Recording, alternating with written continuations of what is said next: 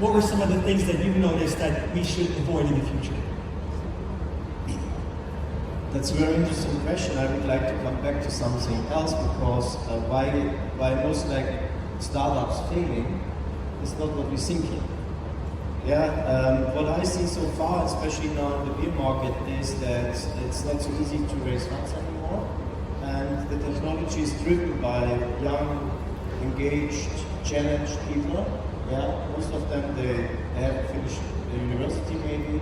Yeah, they just are since 8 years. They are end of 20s. They are 8 years in the blockchain crypto space.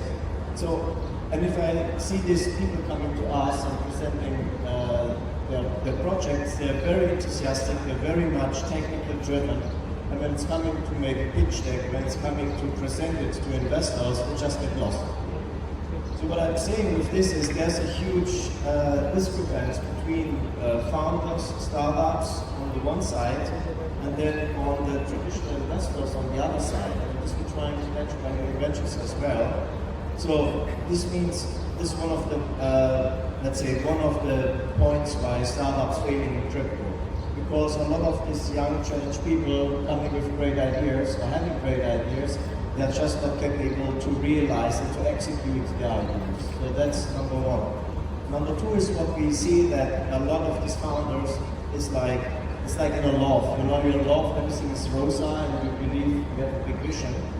If you're a while together, you find out that a lot of the founders have different interests. So it's very important also to specify what are the interests of the founders, how they see their exit. Do they really want to build up this product to the end and want to sell it, or they want to stay inside? Yeah, or then you find out that there's most likely discrepancies between the founders about how they see the exit and how the company grows. So this would be, in my opinion, number two. Number three is like a whole bunch of colorful flowers which are coming together. Yeah, most likely what I see that a lot of them, they have a knowledge on the technical side, but they're missing a lot of, let's say, experience on the commercial side. So if you talk about Web3, the e-commerce, the commercial side, I would put a bit more in front, because every product, at least from a VC side, we're thinking about, okay, first of all, how I can integrate this product in our allocation, in our portfolio. As a good VC and venture builder, I think about how I can create additional value to the, not only to the investors, also to about this company in which I'm investing. Yeah.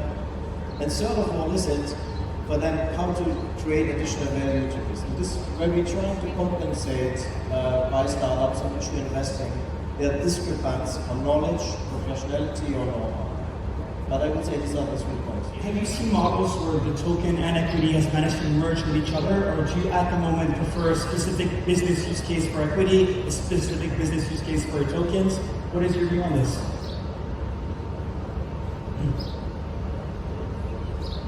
We have to understand what Web3 is. So, and I'm sure a lot of the audience, they don't know what Web3 is. So, Web3, I mean Web 1, let's say it was a fax machine, Web 2 was emails, so what is Web 3? Yeah, Web 3 is a kind of headline for metaverse, NFT, for AI, all the things what's coming up. So what does Web 3 helps companies or innovative companies to do? They give them the opportunity to protect the creator, to give them the rights back. And I think that's the most essential part of Web3, and this is exactly what we need on a world economic part of view, because we have a lot of, if you look to commodity trading, yeah? We take commodities out of Africa, do they participate in it? No, they don't participate. So we take other things out, or someone is designing a song, but someone else is playing the song and makes the million. So what we're doing with Web3, we're giving rights back to the people who are the original creator of an idea or innovation. So this is, for me, one main key element of investing in Web3.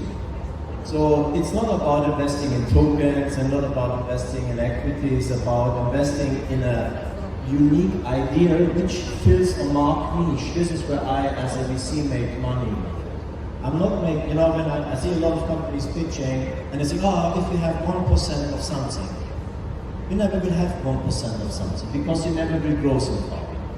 You have to go in a niche, you have to fill the niche with an innovative product, and Web3 gives you the opportunity, if you develop software, if you develop art, if you develop whatever you're doing, gives you the right back as a creator. No one can steal it anymore from you. And this is what blockchain original was based on, made for. Yeah, so and I think that's very important from a VC side to think about Web3. Keeping the rights by the people who are creating it, number one, and number two, to invest in innovative products and in also like HR. We don't balance sheet HR people. But if you look to a startup company, they don't have assets, they have only like mind setup and ideas. So in what I'm investing, where do I give money? I give money in people. People are not accountable. So these are the things from a VC perspective which are interesting. If it's tokens, if it's equity, I don't think it matters if the framework works. Yeah. So if the framework is professionally worked out, yeah, this has not much to do also with regulations. It's just like which legal restriction, how does the white paper looks like, how is the framework built, how's the company set up, what are the rights, what are shareholder agreements, all this kind of stuff. Yeah. So putting this in context, then this makes me as a VC comfortable to invest in Web3.